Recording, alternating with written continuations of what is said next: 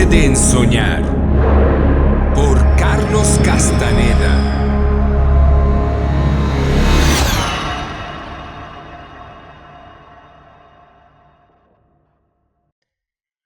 Hoy te presento el capítulo número 3, la segunda compuerta del ensueño.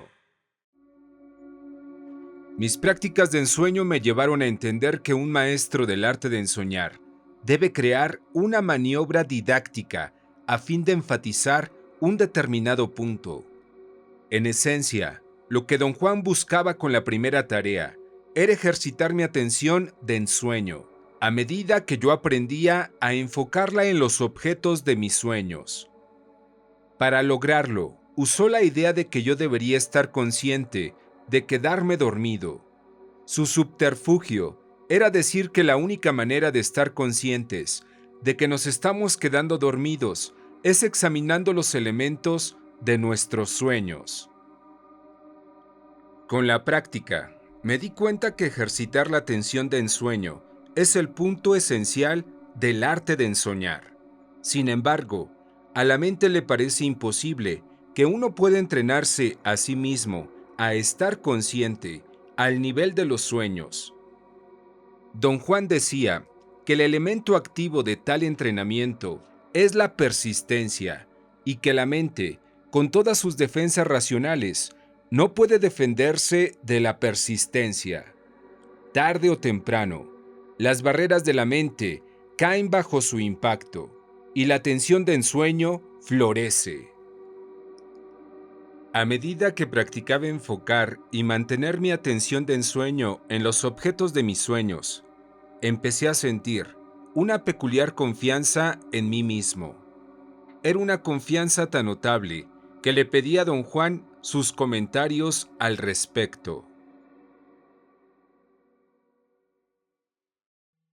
Entrar en la segunda tensión es lo que te da ese sentido de seguridad a ti mismo, dijo. Llegar a este nivel requiere aún más cordura de tu parte. Muévete despacio, pero no te detengas, y sobre todo, cállate la boca y actúa. Le conté a continuación que en mi práctica había corroborado lo que él me había dicho, que si uno da breves vistazos a los objetos de un sueño, las imágenes no se disuelven. Comenté que la parte difícil es romper la barrera inicial que nos impide creer que los sueños son parte de nuestro ser consciente. Le pedí a don Juan que me diera su opinión sobre este asunto. Yo pensaba seriamente que esta es una barrera psicológica creada por nuestra socialización, la cual demanda hacer caso omiso de los sueños.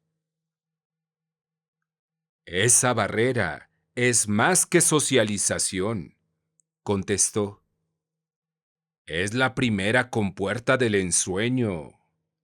Ahora que la has superado, ¿te parece arbitrario que no podamos detenernos a voluntad para prestar atención a los objetos de nuestros sueños? Esta dificultad no es arbitraria. La primera compuerta del ensueño tiene que ver con el flujo de energía en el universo. Es un obstáculo natural. Don Juan me hizo luego acceder a que hablaríamos del ensueño únicamente en la segunda tensión, y cuando él lo considerara apropiado. Me alentó a que siguiera practicando mientras tanto, y me prometió no interferir en mis prácticas, en lo absoluto. A medida que fui adquiriendo destreza en la preparación del ensueño, experimenté repetidamente sensaciones que personalmente consideré ser de gran importancia, tal como la sensación de rodar en una zanja, justo en el momento de quedarme dormido. Don Juan nunca me dio a saber que esas eran sensaciones absurdas, y hasta me dejó que las describiera en mis notas. Es solo ahora que me doy cuenta de cuán absurdo le he de haber parecido. Hoy en día, Si yo fuera maestro del arte de ensoñar, desaprobaría absolutamente tal comportamiento. Don Juan no desaprobó nada, solamente se burlaba de mí, llamándome un guerrero fraudulento que profesaba luchar contra la importancia personal, pero que sin embargo escribía un diario muy meticuloso y tremendamente personal, llamado Mis Sueños. Cada vez que tenía la oportunidad, don Juan recalcaba que la energía necesaria para liberar nuestra atención de ensueño de la prisión de la socialización se obtiene reorganizando nuestra energía existente.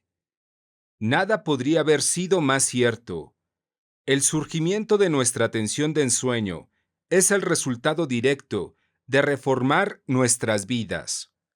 Como don Juan dijo, ya que no tenemos manera alguna de hacer uso de una fuente externa para incrementar nuestra energía, debemos reorganizar la existente mediante cualquier recurso disponible.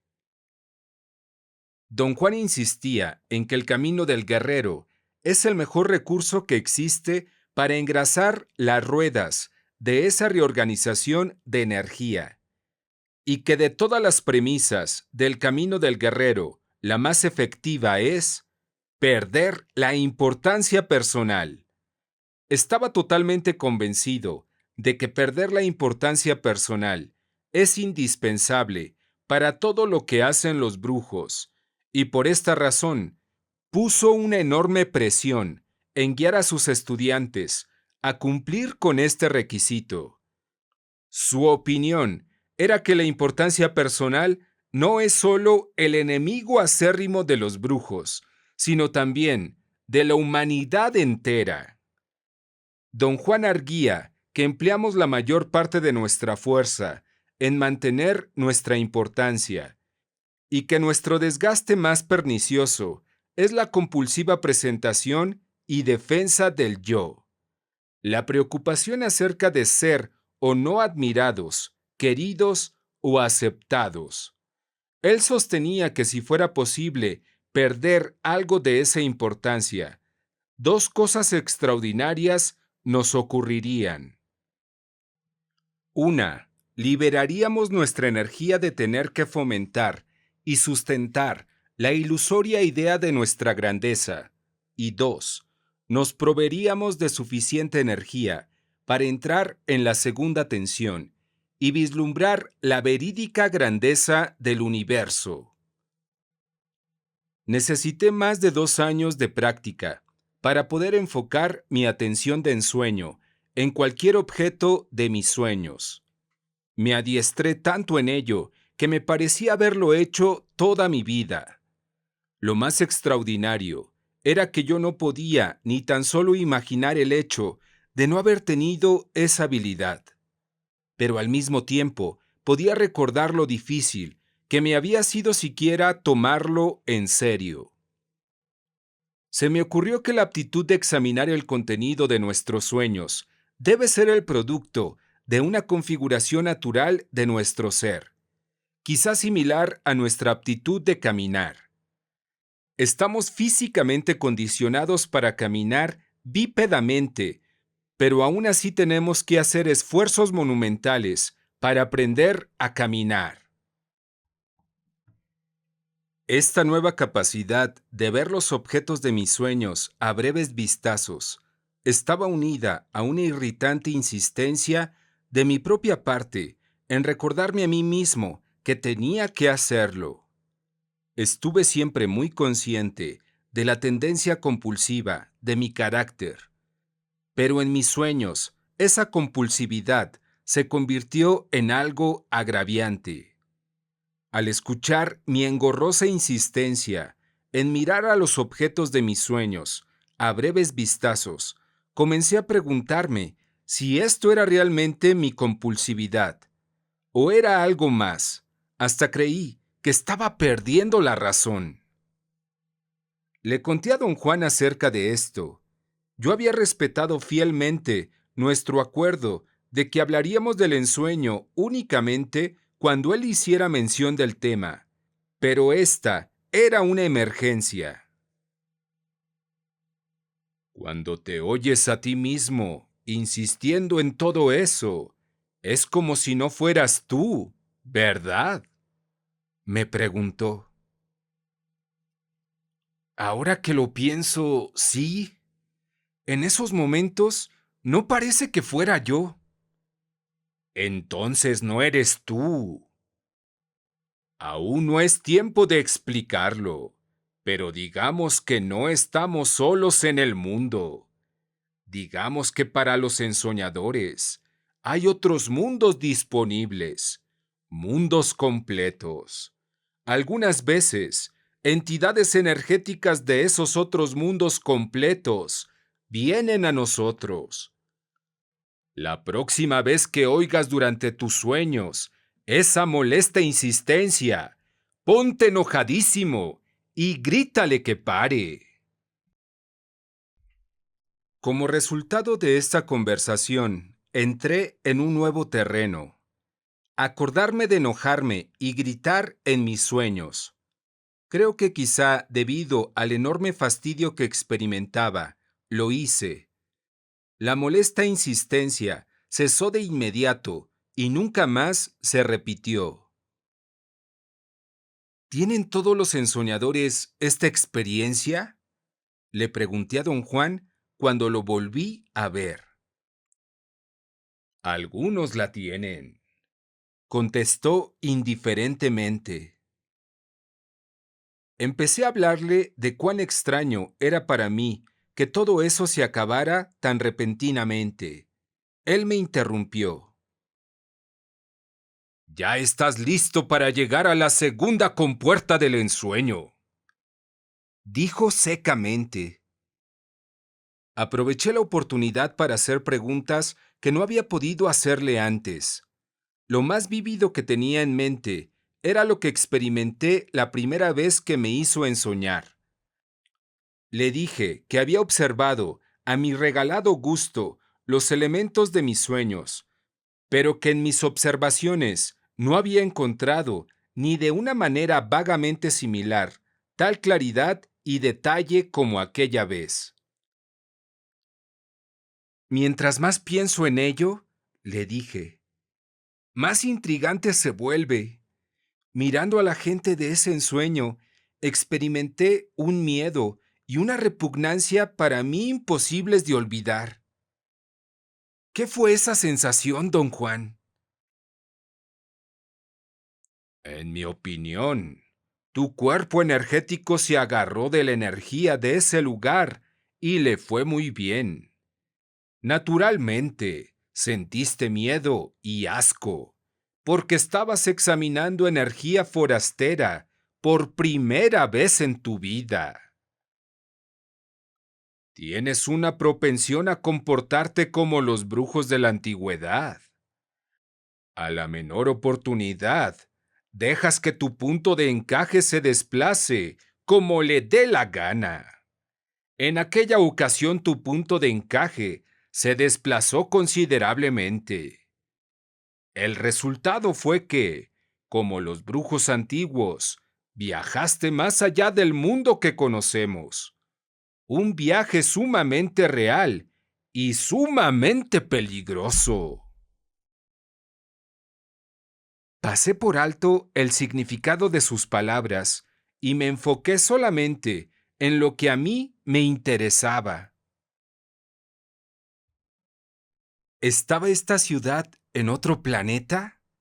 Le pregunté.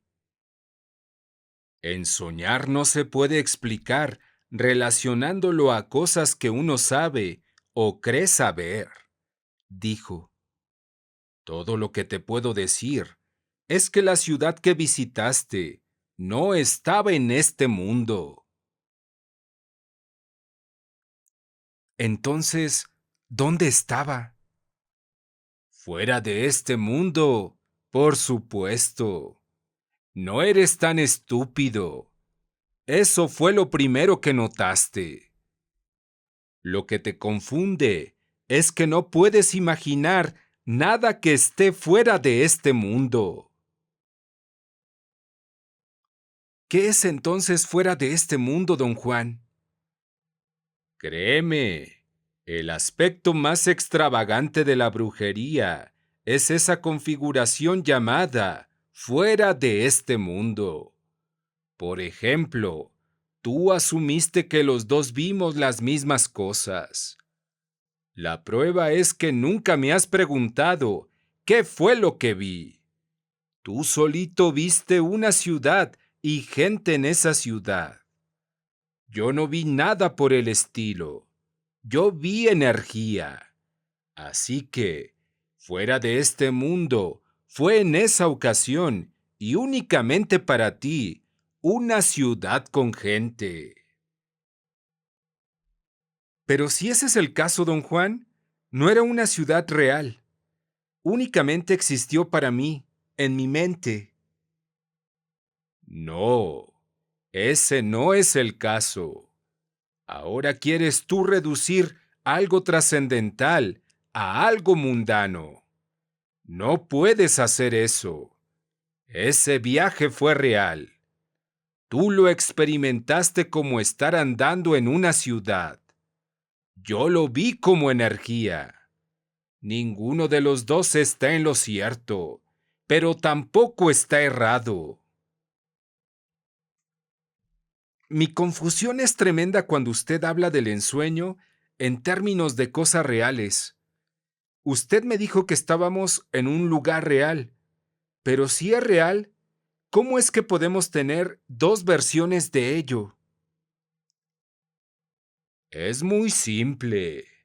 Tenemos dos versiones, porque en ese momento teníamos dos porcentajes diferentes de uniformidad y cohesión. Como ya te lo expliqué, esos dos atributos son la clave de la percepción. ¿Cree usted que yo puedo regresar a esa misma ciudad algún día? Ahora sí me agarraste. No lo sé. O quizás sí lo sé, pero no puedo explicarlo. O quizá lo puedo explicar, pero no quiero hacerlo. Vas a tener que esperar y deducir por ti mismo cuál es el caso. Ahí don Juan cambió el tópico de la conversación, y por más que traté de sonsacarle, no hubo modo de continuar la discusión. Sigamos hablando de nuestros asuntos, dijo. Se llega a la segunda compuerta del ensueño, cuando uno se despierta de un sueño en otro sueño. Puede uno tener tantos sueños como se quiera, o tantos como uno sea capaz de tenerlos, pero se debe ejercitar un control adecuado y no despertar en el mundo que conocemos. Tuve un momento de pánico. ¿Quiere usted decir que no se debe despertar nunca en este mundo? Pregunté. No, no quise decir eso. Pero ahora que lo mencionas, debo hacerte una confesión. Los brujos de la antigüedad solían hacer eso. No se despertaban en el mundo que conocemos. Algunos de los brujos de mi línea también lo hicieron, pero yo no lo recomiendo. Lo que quiero es que te despiertes con toda naturalidad cuando hayas terminado de ensoñar. Pero mientras estés ensoñando, quiero que sueñes que te despiertas en otro sueño. Me oí yo mismo haciendo la nerviosa pregunta que le había hecho la primera vez que me habló de preparar el ensueño. ¿Pero es posible hacer eso?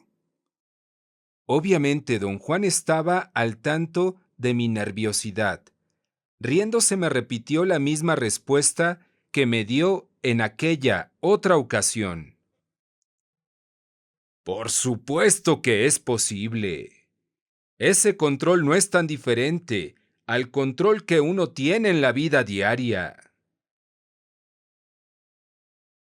La vergüenza de hacerle una pregunta tan estúpida no me duró mucho. Al instante, estaba listo para hacer más preguntas nerviosas, pero don Juan empezó a explicarme aspectos de la segunda compuerta del ensueño. Una explicación que me puso todavía más inquieto. Hay un problema con la segunda compuerta, dijo. Es un problema que puede ser serio, de acuerdo al carácter de uno. Si tenemos la tendencia de aferrarnos a las cosas o de las situaciones, estamos fritos. ¿En qué forma, don Juan? Considera esto por un instante. ¿Has experimentado ya el exótico placer de examinar el contenido de tus sueños? Imagínate la dicha que será de ir de sueño en sueño, observando todo, examinando cada detalle. Es muy fácil transformar eso en un vicio y hundirse en profundidades mortales, especialmente si uno tiene la tendencia de darse a los vicios. Pero ¿no será que el cuerpo o el cerebro concluye todo aquello de una manera natural? Si fuera una situación de sueño normal, sí, pero esta no es una situación normal. Esto es ensoñar. Un ensoñador llega a su cuerpo energético al cruzar la primera compuerta. De allí en adelante, ya no es algo conocido lo que atraviesa la segunda compuerta. Es el cuerpo energético quien va saltando de sueño en sueño. ¿Qué es lo que implica todo esto, don Juan? Implica que al cruzar la segunda compuerta se debe intentar un mayor y más serio control de la atención de ensueño, la única válvula de seguridad para los ensoñadores. ¿Cuál es esta válvula de seguridad? Ya averiguarás por cuenta propia que el verdadero propósito del ensueño es perfeccionar el cuerpo energético. Entre otras cosas, un perfecto cuerpo energético controla tan buenamente la atención de ensueño que la hace parar cuando es necesario. Esta es la válvula de escape de los ensoñadores. No importa cuán tarados sean, en un momento dado, su atención de ensueño los hace salir. Comencé luego la nueva tarea de ensueño. Esta vez, la meta me parecía más escurridiza que la primera, y la dificultad de alcanzarla aún mayor. Exactamente como me ocurrió con la primera tarea. Yo no tenía ni la menor idea de cómo llevarla a cabo. Hasta tuve la sospecha de que mi experiencia no me iba a ser de mucha ayuda esta vez. Después de incontables fracasos, me di por vencido y me conformé con la idea de continuar simplemente con mi práctica diaria de fijar mi atención de ensueño en todos y cada uno de los objetos de mis sueños. Aceptar mis limitaciones pareció darme un empujón energético y me volví aún más adepto a sostener la visión de cualquier objeto en mis sueños.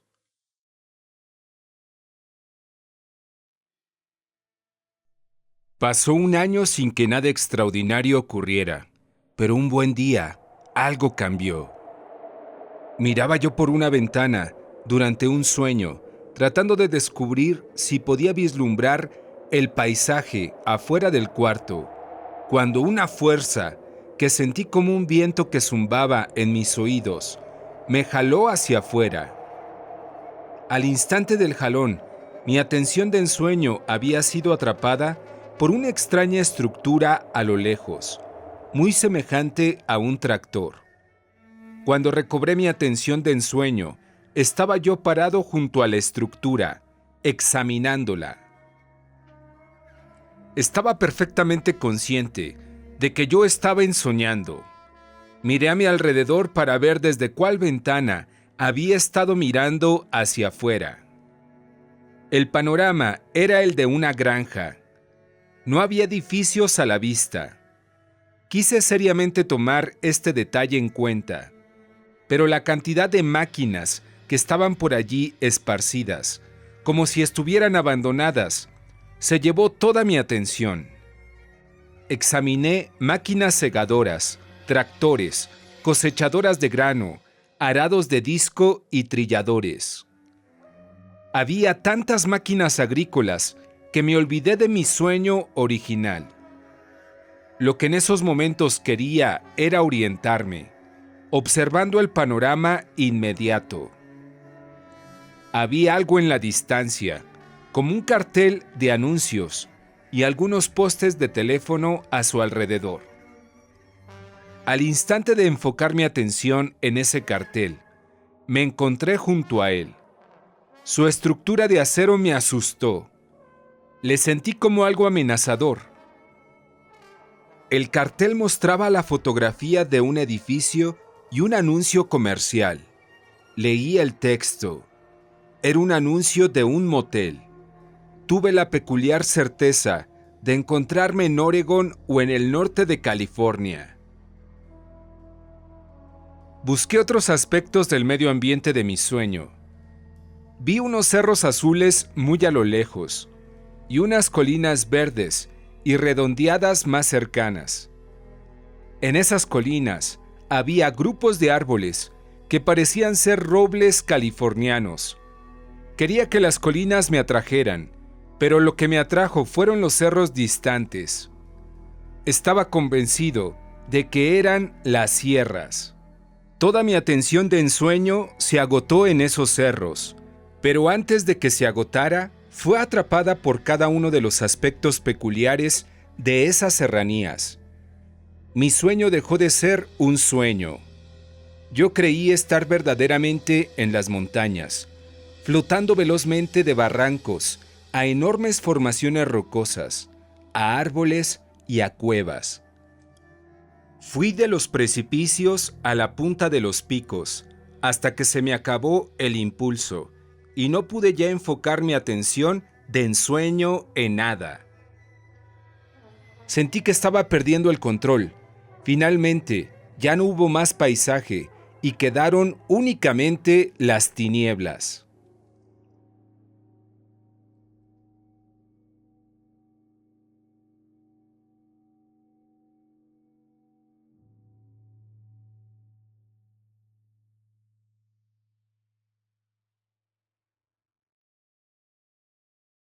«Has llegado a la segunda compuerta del ensueño», dijo don Juan cuando le conté mi sueño. «Lo que ahora te queda por hacer es cruzarla. Y eso es un asunto muy serio. Requiere gran esfuerzo y disciplina». Yo no estaba seguro de haber cumplido con la tarea, ya que realmente no me había despertado en otro sueño. Le pregunté a don Juan acerca de esta irregularidad. «El error fue mío», dijo. «Te dije que uno se tiene que despertar en otro sueño. Pero lo que quise decir es que uno tiene que cambiar de sueños de una manera ordenada y precisa, exactamente como lo hiciste. En la primera compuerta, perdiste mucho tiempo buscando exclusivamente tus manos. Esta vez, te fuiste directamente a la solución, sin molestarte en seguir, al pie de la letra, la orden dada: despertar en otro sueño. Don Juan me explicó que hay propiamente dos maneras de cruzar la segunda compuerta del ensueño. Una es despertarse en otro sueño, es decir, soñar que uno está soñando y luego soñar que uno se despierta de ese sueño. La otra alternativa es usar los objetos de un sueño para provocar otro sueño, como yo lo hice. Don Juan me dejó practicar, sin ninguna interferencia de su parte, como lo había estado haciendo desde el principio, y corroboré las dos alternativas. O soñaba que tenía un sueño del cual soñaba que me despertaba, o pasaba rápidamente de un objeto definido, accesible a mi atención de ensueño inmediata, a otro no tan accesible, o entraba en una ligera variación de la segunda. Mantenía la atención de ensueño fija en cualquier objeto de un sueño, hasta que el objeto cambiaba de forma, y al cambiar me jalaba a otro sueño a través de un vórtice zumbante. Sin embargo, nunca fui capaz de decidir de antemano cuál de las tres alternativas iba a seguir. La manera como mis prácticas siempre terminaban era el extinguirse mi atención de ensueño, lo cual finalmente me hacía despertar o me hacía caer en un oscuro y profundo sopor. Lo único que me molestaba en mis prácticas era una peculiar interferencia, un sobresalto de inquietud o miedo que había empezado a experimentar con una creciente frecuencia. El modo como yo lo descartaba era creyendo que se debía a mis terribles hábitos de alimentación, o al hecho de que, en ese entonces, don Juan me hacía ingerir plantas alucinógenas como parte de mi entrenamiento. Con el tiempo, esos sobresaltos se volvieron tan prominentes que le tuve que pedir a don Juan su consejo. Has entrado ahora en el aspecto más peligroso del conocimiento de los brujos, comenzó. Un verdadero espanto, una real pesadilla. Podría hacerlo pasar por broma y decir que no te mencioné esta posibilidad porque quería proteger tu mimada racionalidad, pero no puedo. Todos los brujos tienen que enfrentarse con esto. Mucho me temo que aquí es donde, probablemente, tú creas que te estás volviendo loco. Don Juan me explicó muy solemnemente que la vida y la conciencia, siendo exclusivamente una cuestión de energía, no son propiedad exclusiva de los organismos. Dijo que los brujos han visto dos tipos de seres conscientes en la Tierra: los seres orgánicos y los seres inorgánicos, y que comparando unos con otros, han visto que ambos son masas luminosas, traspasadas desde todo ángulo imaginable, por millones de filamentos energéticos del universo. La diferencia entre una clase y la otra es su forma y su grado de luminosidad. Los seres inorgánicos son largos, parecidos a una vela, pero opacos, mientras que los seres orgánicos son redondos y sin duda los más luminosos. Otra notable diferencia es que la vida y la conciencia de los seres orgánicos es corta, ya que están hechos para efectuar movimientos rápidos y estar siempre deprisa, mientras que la vida de los seres inorgánicos es infinitamente más larga y su conciencia infinitamente más calma y profunda. Los brujos no tienen ningún problema en interactuar con ellos, continuó don Juan. Los seres inorgánicos poseen el ingrediente crucial para esta interacción: conciencia de ser. ¿Pero existen realmente esos seres inorgánicos como usted y yo existimos?, pregunté. Por supuesto que existen, contestó. Créeme, los brujos son gente muy inteligente. Bajo ninguna circunstancia tomarían las aberraciones de la mente como algo verdadero. ¿Por qué dice usted, don Juan, que están vivos?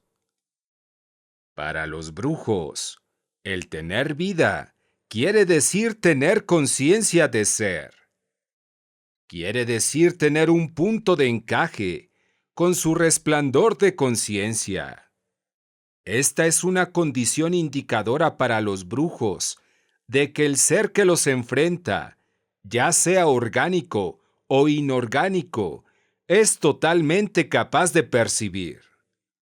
Los brujos toman la percepción como clave de estar vivo. Entonces los seres inorgánicos también mueren. ¿No es cierto, don Juan?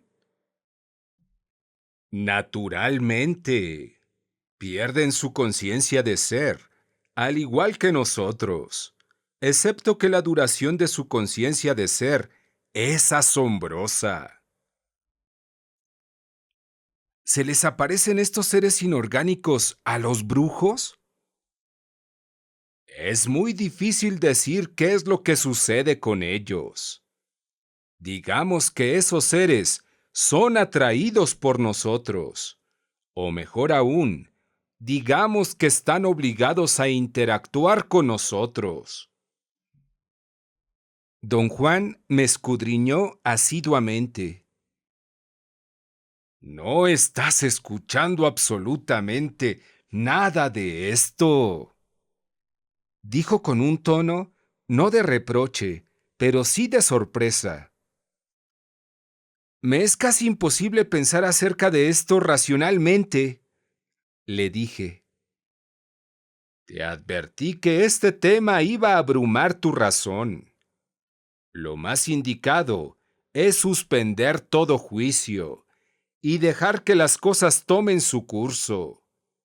Esto quiere decir que los seres inorgánicos se acercarán a ti. ¿Está usted hablando en serio, don Juan? Por supuesto que estoy hablando en serio. La dificultad con los seres inorgánicos es que su conciencia de ser es muy lenta en comparación con la nuestra. Les toma años reconocer a un brujo. De allí que es aconsejable tener paciencia y saber esperar. Tarde o temprano se nos presentan, pero no como tú o yo lo haríamos. Tienen una manera muy peculiar de hacerse notar. ¿Qué hacen los brujos para que los seres inorgánicos muestren su presencia? ¿Tienen un rito? Bueno, ciertamente no se paran a media calle al dar la medianoche y los llaman con trémulas voces, si eso es a lo que te refieres. Entonces, ¿qué es lo que hacen? Los atraen en el sueño. Te dije que los brujos hacen algo más que atraerlos con el acto de ensoñar. Los brujos obligan a esos seres a interactuar con ellos. Ensoñar es sostener la posición a la que el punto de encaje se desplazó durante los sueños. Este acto crea una carga de energía muy especial, la cual los atrae y atrapa su atención.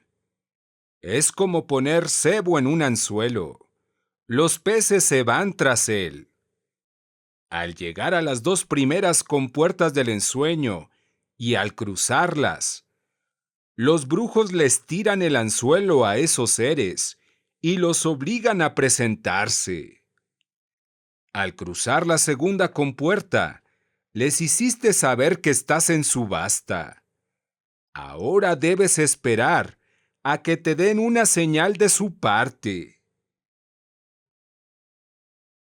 ¿Qué clase de señal, don Juan?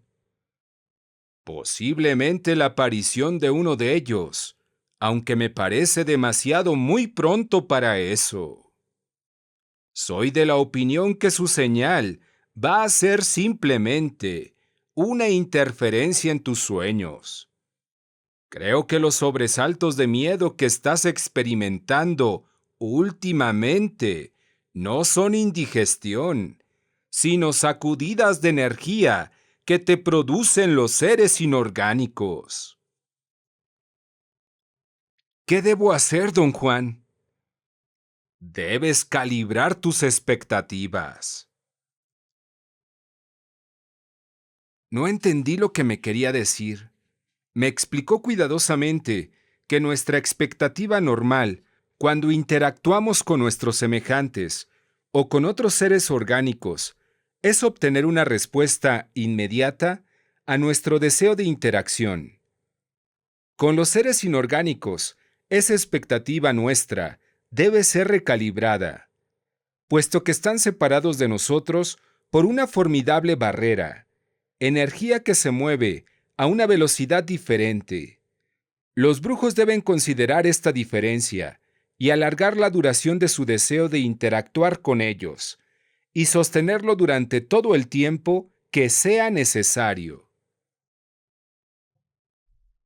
Los brujos llaman a esto recalibrar sus expectativas, añadió. Y el ensueño es el medio ideal para lograrlo. ¿Quiere usted decir, don Juan, que en la práctica del ensueño debe ser incluido el deseo de interactuar con ellos? La práctica del ensueño es el único modo de interactuar con ellos.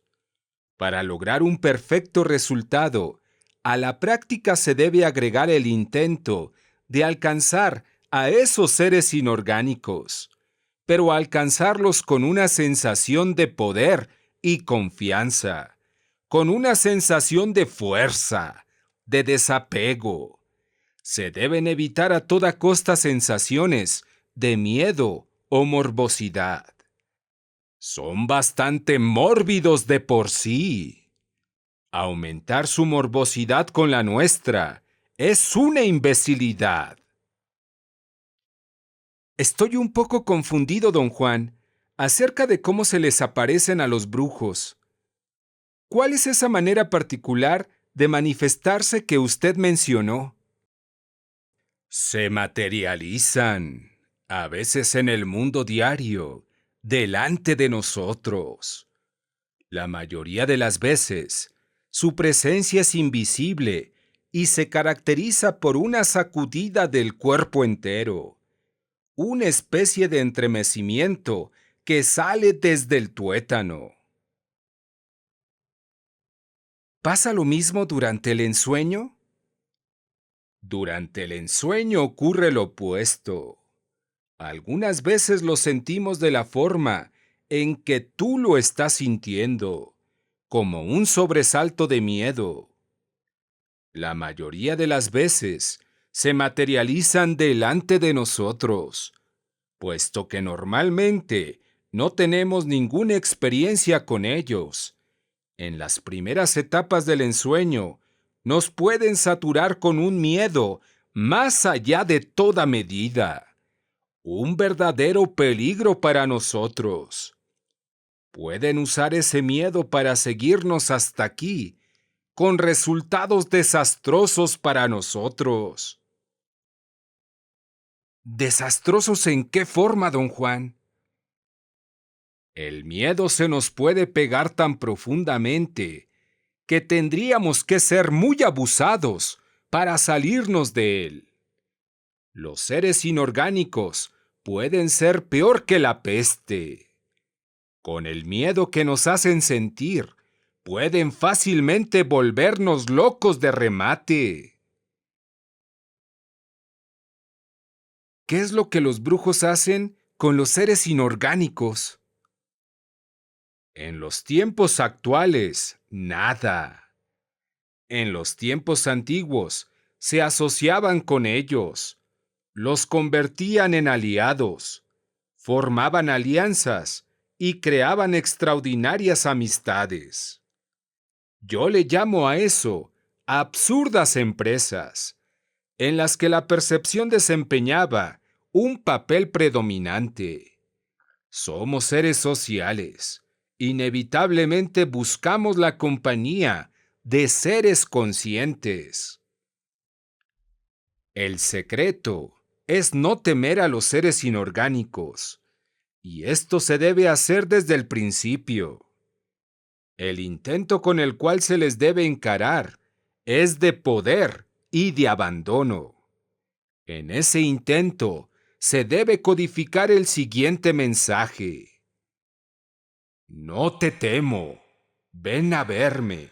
Si lo haces, te daré la bienvenida. Si no quieres venir, te voy a extrañar. Con un mensaje como este, les entra tanta curiosidad que no pueden dejar de venir. ¿Por qué habría yo de buscarlos, don Juan? ¿O por qué razón habrían ellos de venir a mí? Les guste o no les guste, los ensoñadores buscan alianzas con otros seres durante su ensueño. Puede que esto te sorprenda, pero los ensoñadores automáticamente buscan grupos de seres. En este caso, núcleos de seres inorgánicos. Los ensoñadores van ávidamente al encuentro de esos seres. Toda esta contradicción de buscarlos y no buscarlos es muy extraña para mí, don Juan. Si son tan indeseables, ¿por qué se toman los ensoñadores la molestia de tratar con ellos? Porque para nosotros, los seres inorgánicos son una novedad.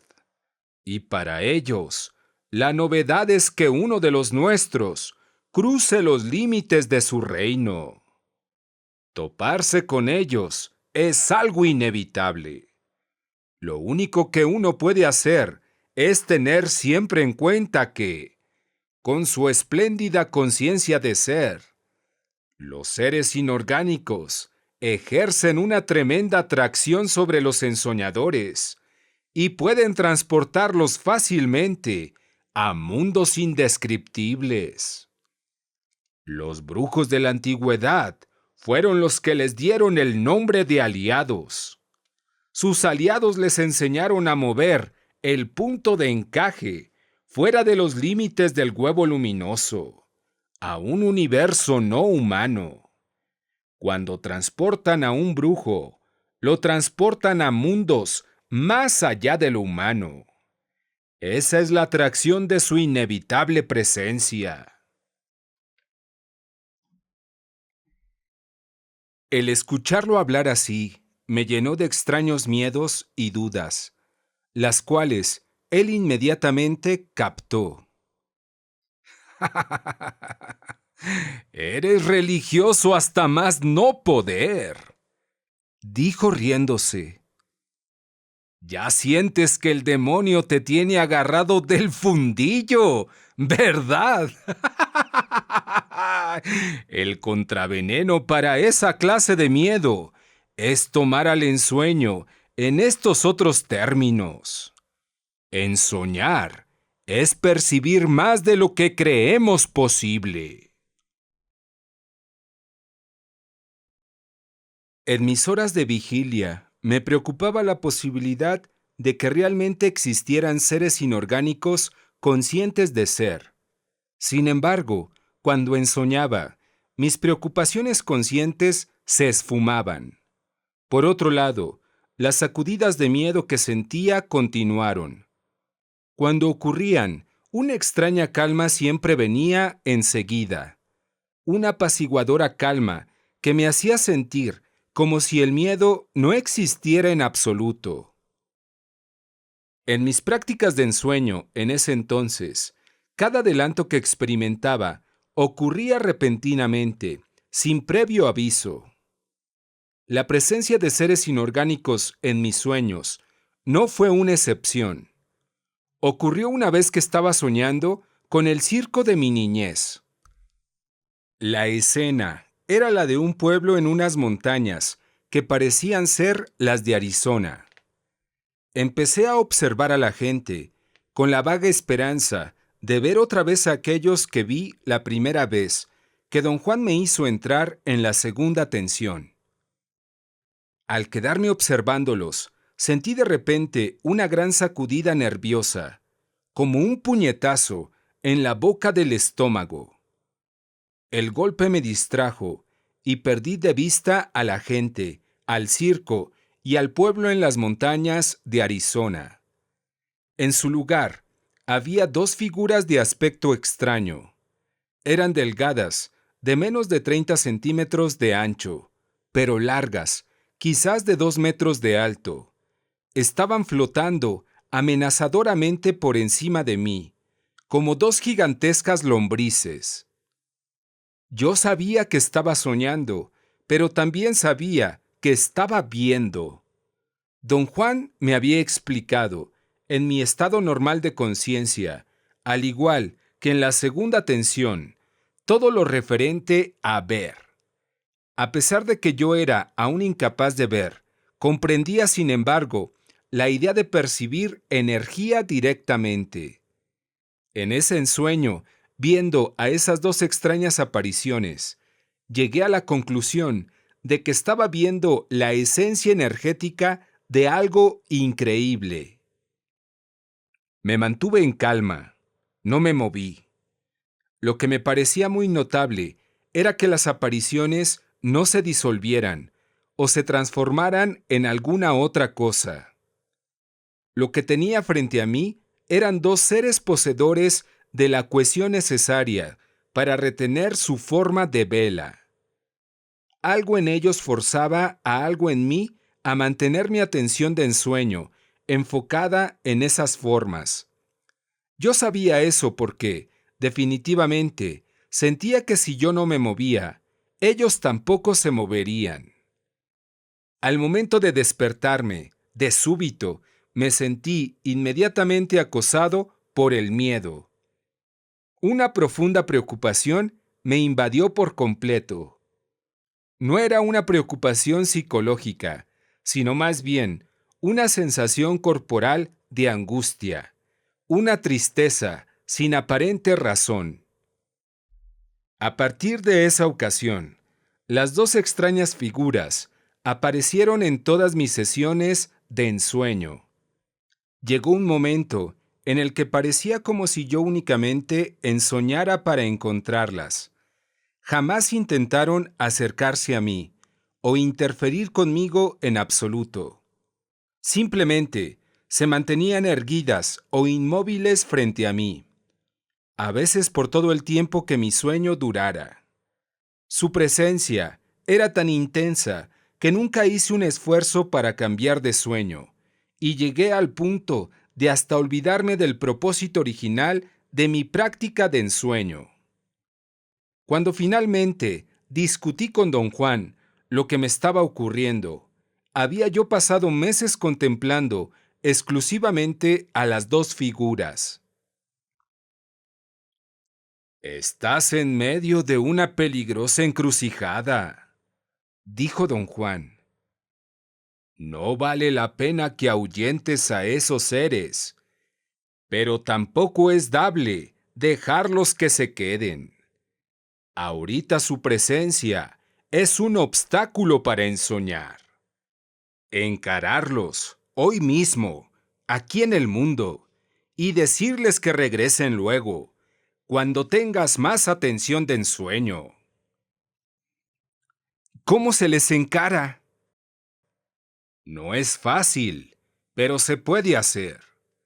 Lo que se requiere es tener suficientes agallas, y por supuesto que las tienes». Sin esperar a que le dijera que yo no tenía agallas en lo más mínimo, me llevó a unas montañas muy cerca de su casa. En ese entonces, él vivía en el norte de México, y me había dado la total impresión de ser un brujo solitario, un viejo completamente fuera de la corriente de eventos mundanos diarios, y a quienes todos habían olvidado. No obstante, yo había llegado a la velada conclusión de que él poseía una inteligencia privilegiada, y solo por ello Yo estaba dispuesto, aunque siempre bajo protesta, a cumplir con lo que él creía eran sus meras excentricidades. La habilidad de los brujos, cultivada a través de siglos de práctica, era la marca distintiva de Don Juan. Hacía modos de que yo entendiera todo lo que pudiera, en mi estado de conciencia normal, y al mismo tiempo se aseguraba de que yo entrara en la segunda tensión, donde entendía, o por lo menos escuchaba apasionadamente, todo lo que él me enseñaba. De esta manera me dividió en dos. En mi estado de conciencia normal, no podía entender por qué o cómo estaba yo dispuesto a tomar sus excentricidades en serio. En la segunda tensión, todo me era perfectamente natural, aunque no del todo comprensible. Respecto a la segunda tensión, su punto de vista era que ésta es asequible a todos nosotros, pero que al aferrarnos testarudamente a nuestros defectuosos razonamientos, algunos de nosotros, más ferozmente que otros, mantenemos la segunda tensión a distancia. Al ensoñar, rompemos las barreras que la rodean y la aíslan, y las transformamos en algo alcanzable.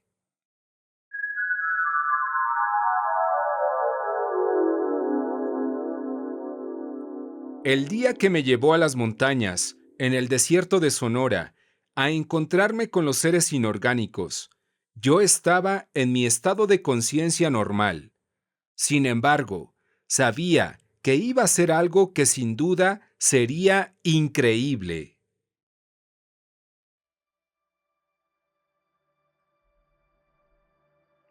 Había lloviznado en el desierto. La tierra roja estaba todavía mojada.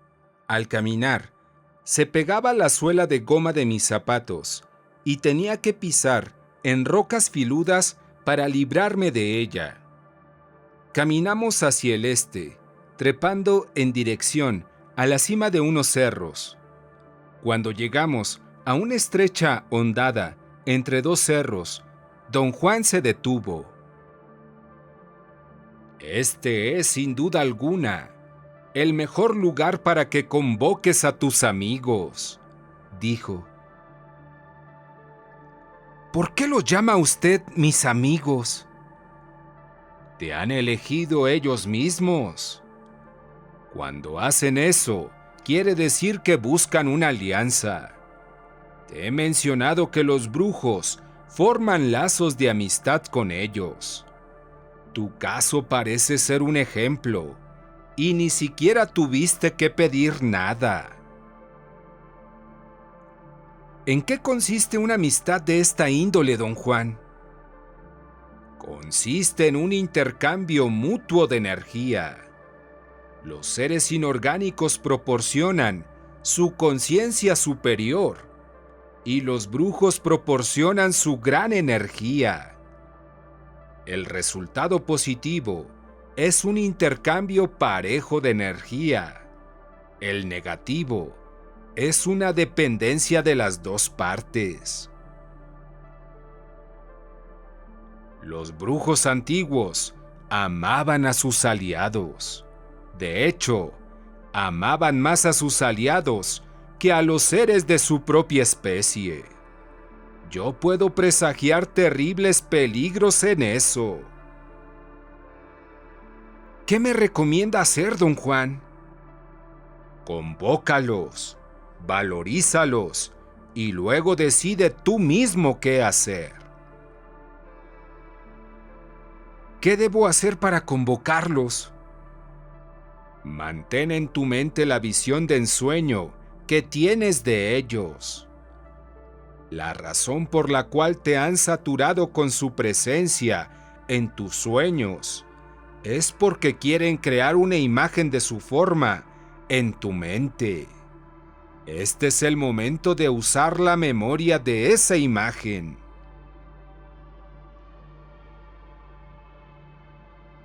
Don Juan me ordenó energéticamente que cerrara los ojos y los mantuviera cerrados. Luego me guió a ciegas a que me sentara en unas rocas. Sentí la frialdad y la dureza de las rocas. Las piedras estaban en declive y me era difícil mantener el equilibrio. Siéntate aquí y visualiza esa imagen hasta que sea exactamente igual a como es en tus sueños, me dijo don Juan al oído. Hazme saber cuando la tengas enfocada. No requirió nada de tiempo ni esfuerzo tener una imagen completa de los seres inorgánicos de mis sueños. No me sorprendió en absoluto que pudiera hacerlo. Lo extravagante era que yo estaba despierto, podía escuchar todo, pero a pesar de que traté desesperadamente de hacerle saber a don Juan que ya tenía la imagen en mi mente, no pude ni abrir los ojos ni decir palabra alguna. Escuché a don Juan decir: «Ya puedes abrir los ojos». Los abrí sin ninguna dificultad. Estaba sentado con las piernas cruzadas en unas rocas que no eran las mismas en las cuales me senté. Don Juan estaba detrás de mí, a mi derecha. Traté de girar la cabeza para verlo de frente, pero me detuvo. Ante mí vi dos figuras oscuras, como dos troncos delgados de árbol. Me les quedé viendo con la boca abierta. No eran tan altos como en mis sueños. Se habían encogido a la mitad de su tamaño. En lugar de ser formas de luminosidad opaca, ahora eran dos palos amenazadores, condensados y oscuros, casi negros. «Párate y agarra a uno de ellos», me ordenó don Juan. «Y no lo sueltes, aunque parezca que te está matando a sacudidas». Yo no quería de ninguna manera hacer nada de eso, pero un extraño impulso me hizo ponerme de pie, contra mi voluntad. En ese momento tuve la certeza de que terminaría haciendo lo que él me ordenara, sin tener la menor intención consciente de hacerlo. Avancé mecánicamente hacia las dos figuras. El corazón me palpitaba tan fuerte que parecía salirse del pecho. Agarré a la figura que estaba a mi derecha. Sentí una descarga eléctrica de tal fuerza que casi me hizo soltarla. Escuché la voz de don Juan como si me hubiera gritado desde una larga distancia. «Si lo sueltas, te lleva la chingada», me dijo. Me aferré a la figura, la cual se enroscaba y se sacudía, no como un animal pesado lo haría, sino como algo esponjoso y ligero, pero tremendamente eléctrico. Rodamos y dimos vueltas en la arena del barranco por un largo rato. Recibí sacudida tras sacudida de una corriente eléctrica nauseabunda. La creí nauseabunda porque la suponía diferente a la energía del mundo diario. Cuando me llegaba al cuerpo, me daba un cosquilleo que me hacía gritar y gruñir como un animal, no de angustia, sino de un extraño furor sin enojo. Finalmente, el ser inorgánico se tornó en algo inmóvil y casi sólido debajo de mí. Le pregunté a don Juan si estaba muerto, puesto que yacía inerte, pero no escuché mi voz.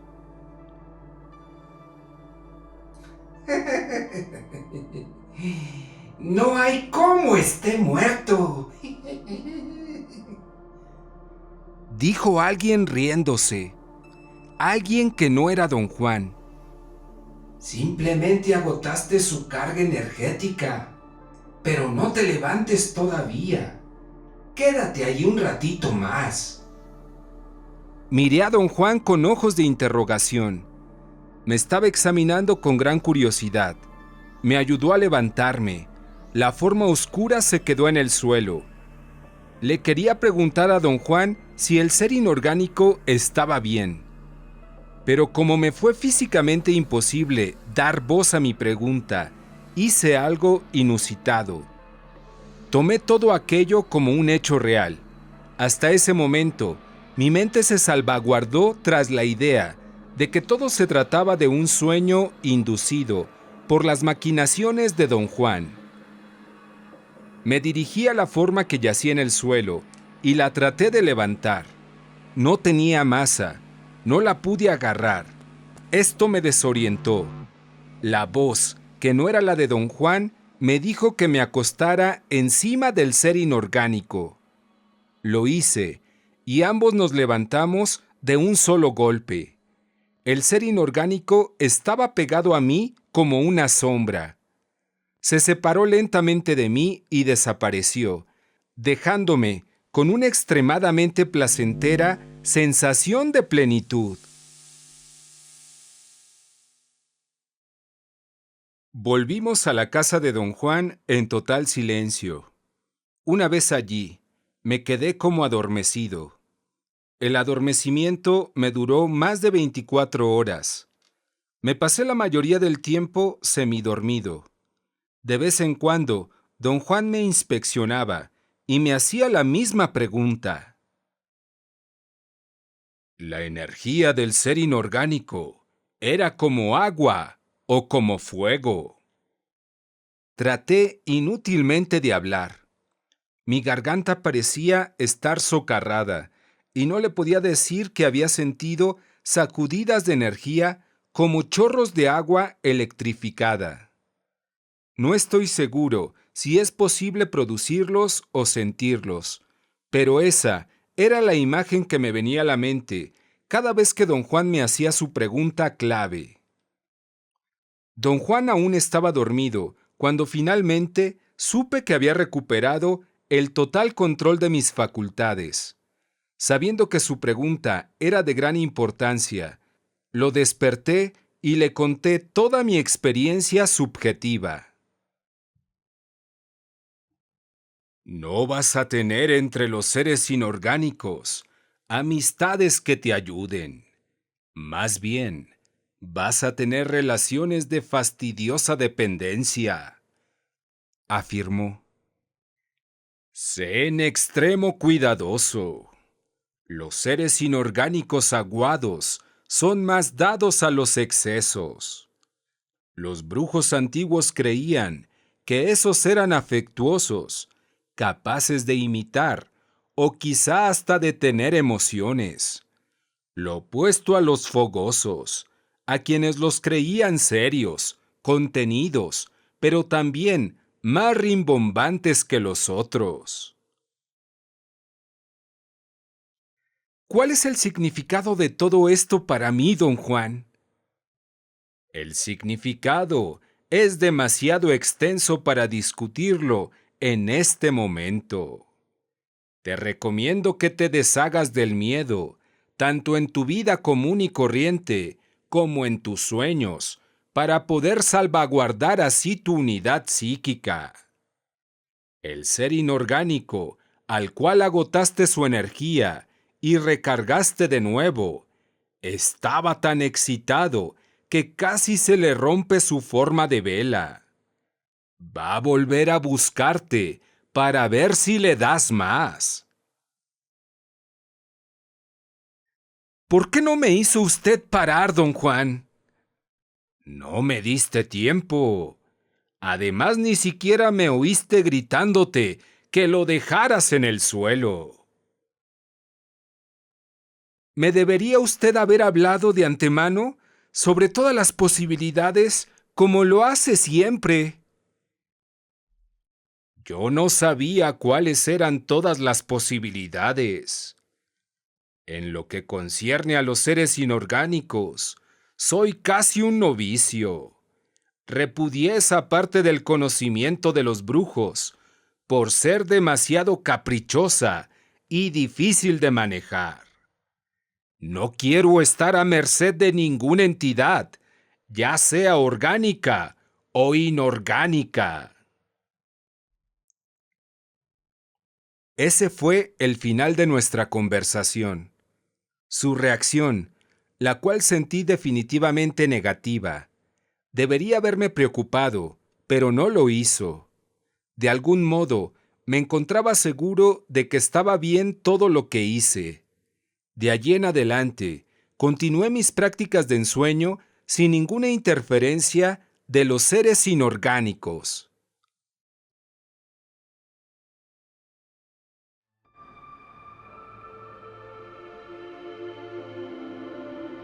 Muchas gracias por tu visita.